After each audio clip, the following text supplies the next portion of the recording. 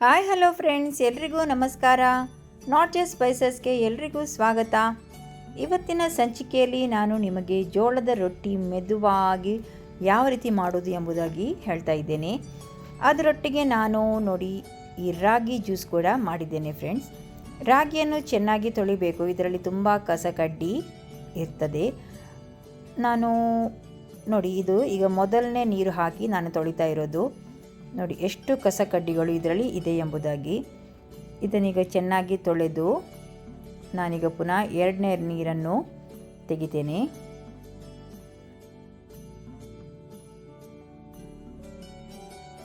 ರಾಗಿ ಇಲ್ಲದಿದ್ದರೆ ಹೆಸರು ಹಾಗೂ ಎಳ್ಳು ಈ ಥರ ಜ್ಯೂಸ್ ಮಾಡಿ ಕುಡಿದ್ರಿಂದ ದೇಹ ತುಂಬ ತಂಪಾಗಿರ್ತದೆ.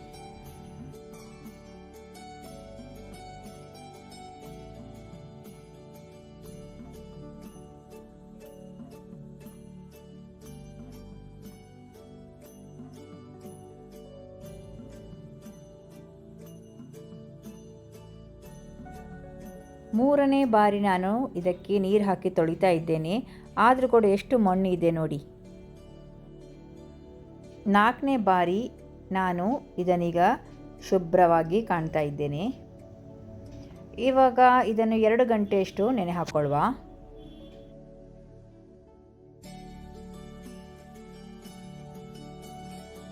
ಎರಡು ಗಂಟೆಯ ನಂತರ ಇದನ್ನೀಗ ಮಿಕ್ಸಿ ಜಾರಲ್ಲಿ ಹಾಕಿ ನಾನು ಇದರದ್ದು ರಸವನ್ನು ತೆಗಿತಾ ಇದ್ದೇನೆ.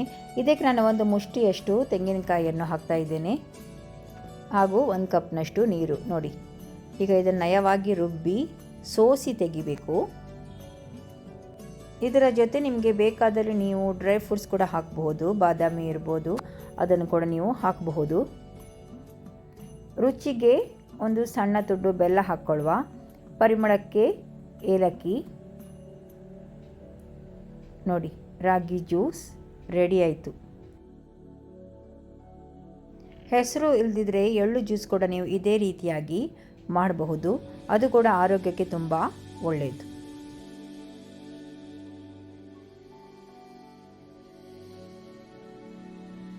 ಜೋಳದ ರೊಟ್ಟಿಗೆ ಒಂದು ಪಲ್ಯ ರೆಡಿ ಮಾಡುವ. ಬದನೆಕಾಯಿ, ಟೊಮೆಟೊ, ಈರುಳ್ಳಿಯನ್ನು ಹೆಚ್ಚಿ ಇಟ್ಕೊಂಡಿದ್ದೇನೆ. 2 ಟೇಬಲ್ ಸ್ಪೂನಷ್ಟು ಎಣ್ಣೆಯನ್ನು ಬಿಸಿ ಮಾಡಿ ಹೆಚ್ಚಿದ ಒಂದು ಈರುಳ್ಳಿಯನ್ನು ಹಾಕಿ ಚೆನ್ನಾಗಿ ಫ್ರೈ ಮಾಡಬೇಕು.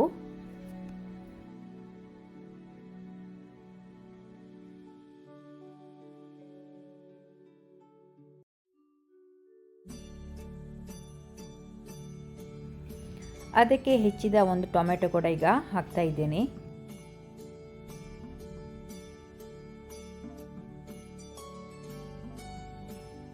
ಟೊಮೆಟೊ ಹಾಕಿದ ನಂತರ ನಾನು ರುಚಿಗೆ ಸ್ವಲ್ಪ ಉಪ್ಪು ಹಾಕ್ತಾ ಇದ್ದೇನೆ. ಉಪ್ಪು ಹಾಕಿದ ತಕ್ಷಣ ಈರುಳ್ಳಿ ಟೊಮೆಟೊ ಬೇಗ ಫ್ರೈ ಆಯಿತು. ನೋಡಿ ಇವಾಗ ಈ ಬದನೆಕಾಯನ್ನು ಹೆಚ್ಚಿನ ನೀರಲ್ಲಿ ಹಾಕಿ ಇಟ್ಟಿದ್ದೇನೆ. ಈಗ ಇದನ್ನೆಲ್ಲ ಇದಕ್ಕೆ ಹಾಕುವ.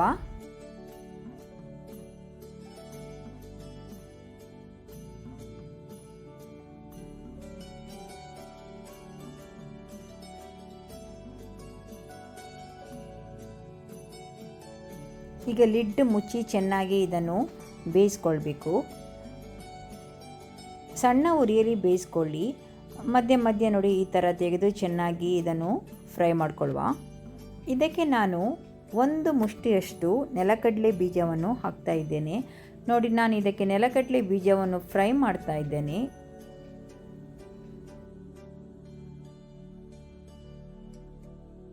ಫ್ರೈ ಮಾಡಿ ಆರಿದ ನಂತರ ಅದರ ಸಿಪ್ಪೆಯನ್ನೆಲ್ಲ ತೆಗೆದು ನೋಡಿ ಈ ಥರ ಮಿಕ್ಸಿ ಜಾರಲ್ಲಿ ಹಾಕಿ ನಯವಾಗಿ ಪುಡಿ ಮಾಡಿ.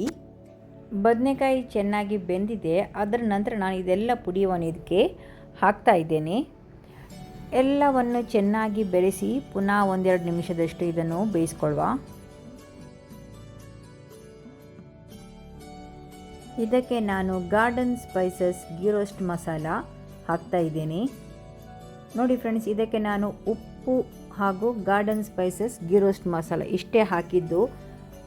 ಸೂಪರ್ ಟೇಸ್ಟಿ ಆಗಿದೆ. ನೀವೊಮ್ಮೆ ಮನೆಯಲ್ಲಿ ಟ್ರೈ ಮಾಡಿದರೆ ಮಾತ್ರ ನಿಮಗೆ ಗೊತ್ತಾಗ್ತದೆ. ಇದಕ್ಕೆ ನಾನು ಸ್ವಲ್ಪ ಈಗ ನೀರು ಹಾಕ್ತಾ ಇದ್ದೇನೆ. 1/4 ಕಪ್ನಷ್ಟು ನೀರು ಹಾಕಿ ಇದನ್ನು ಸ್ವಲ್ಪ ಹದ ಮಾಡುವ. ಒಂದೆರಡು ನಿಮಿಷ ಬೇಯಿಸಿದ ತಕ್ಷಣ ಕರಿ ರೆಡಿ ಆಯಿತು.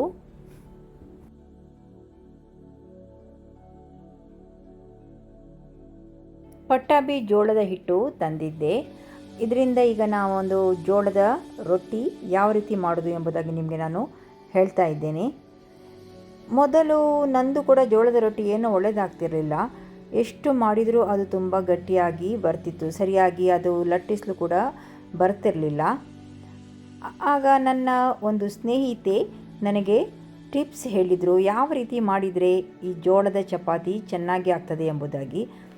ಅದನ್ನು ಯೂಸ್ ಮಾಡಿ ನಾನಿವತ್ತು ಮಾಡಿದ್ದೇನೆ ಫ್ರೆಂಡ್ಸ್. ನೋಡಿ ಎಷ್ಟು ಸೂಪರಾಗಿ ಸ್ಮೂತಾಗಿ ಲಟ್ಟಿಸಲಿಕ್ಕೆ ಬರ್ತಾ ಇದೆ. ಇದು ಜೋಳದ ಚಪಾತಿ ಎಂಬುದು ಕೂಡ ಆಗಿ ನನಗೆ ಗೊತ್ತಾಗಲಿಲ್ಲ. 1 ಕಪ್ನಷ್ಟು ನೀರನ್ನು ಬಿಸಿ ಮಾಡಲಿಕ್ಕೆ ಇಟ್ಟಿದ್ದೇನೆ. ರುಚಿಗೆ ಚಿಟಿಕೆಯಷ್ಟು ಸ್ವಲ್ಪ ಉಪ್ಪು ಹಾಕ್ಕೊಳ್ಳುವ. ನೋಡಿ, ಚಿಟಿಕೆಯಷ್ಟು ತೆಂಗಿನೆಣ್ಣೆ ಹಾಕ್ತಾ ಇದ್ದೇನೆ. ಇವಾಗ 1 ಕಪ್ ನೀರಿಗೆ 1 ಕಪ್ನಷ್ಟು ಜೋಳದ ಹಿಟ್ಟು, ಆದರೆ ಅದಕ್ಕೆ 1 ಚಮಚದಷ್ಟು ಅಂದರೆ 1 ಟೇಬಲ್ ಸ್ಪೂನಷ್ಟು ಗೋಧಿ ಹಿಟ್ಟನ್ನು ಹಾಕಿ ಈ ಬಿಸಿ ನೀರಿಗೆ ನಾನು ಹಾಕಿ ಚೆನ್ನಾಗಿ ಇದನ್ನು ಮಿಕ್ಸ್ ಮಾಡ್ತಾ ಇದ್ದೇನೆ. 1 ನಿಮಿಷದಷ್ಟು ಇದನ್ನು ಚೆನ್ನಾಗಿ ಬೆರೆಸಿ ಆದಮೇಲೆ ಸ್ಟವ್ ಆಫ್ ಮಾಡಿಕೊಳ್ಳುವ.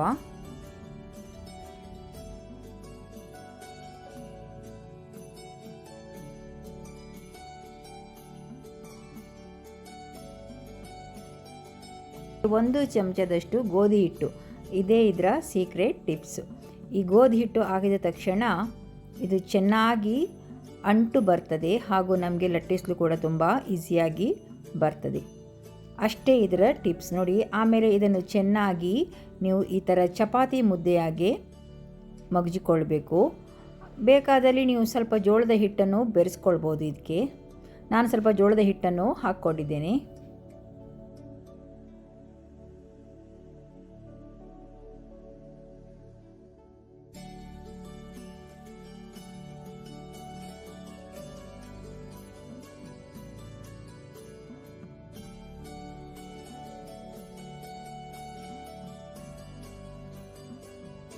ಹಿಟ್ಟು ರೆಡಿ ಆಯಿತು. ಇನ್ನು ಚೆನ್ನಾಗಿ ಲಟ್ಟಿಸಿ ಅದನ್ನು ಕಾಯಿಸಿ ತಿನ್ನೋದು ಮಾತ್ರ ಬಾಕಿ ಇದೆ.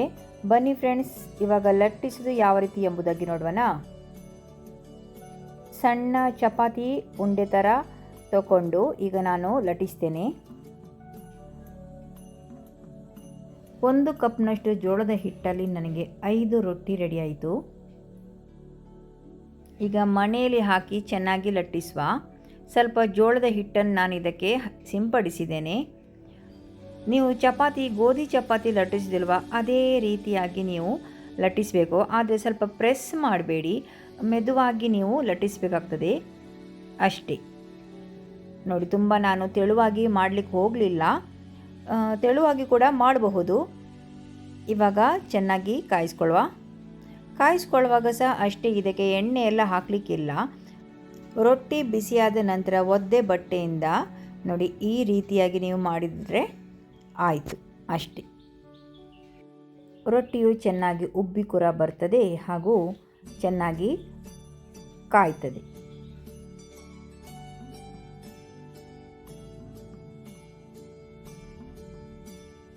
ಎಷ್ಟು ಮೆದುವಾಗಿ ಬಂದಿದೆ ನೋಡಿ ಅಲ್ವಾ. ಇವಾಗ ಇದಕ್ಕೆ ಬದನೆಕಾಯಿ ಪಲ್ಯದ ಜೊತೆ ನಾವು ಸರ್ವ್ ಮಾಡುವ. ಉಳಿದ ರೊಟ್ಟಿಯನ್ನು ಕೂಡ ಇದೇ ರೀತಿ ಲಟ್ಟಿಸಿ ಕಾಯಿಸಿ ತೆಗೆದೆ.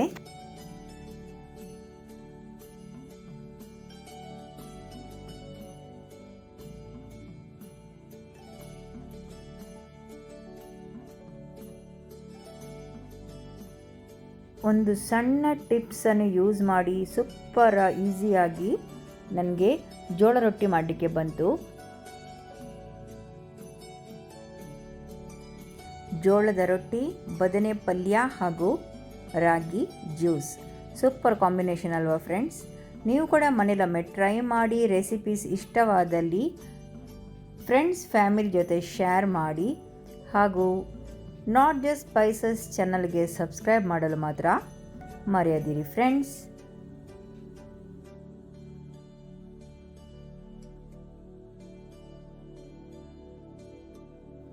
ನೋಡಿ ಫ್ರೆಂಡ್ಸ್, ಇದಕ್ಕೆ ನಾನು ಬರೀ garden spices ghee roast masala ಹಾಕಿರೋದು. ಇದರ ಟೇಸ್ಟ್ ಯಾವ ರೀತಿ ಬಂದಿದೆ ಎಂಬುದಾಗಿ ನೀವು ಅದನ್ನು ಟ್ರೈ ಮಾಡಿದರೆ ಮಾತ್ರ ನಿಮಗೆ ಗೊತ್ತಾಗೋದು. ಸೂಪರ್ ಟೇಸ್ಟಾಗಿ ಬಂದಿದೆ.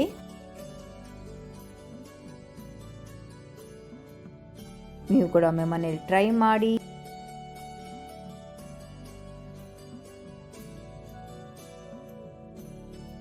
ಎಲ್ರಿಗೂ ವಂದನೆಗಳು.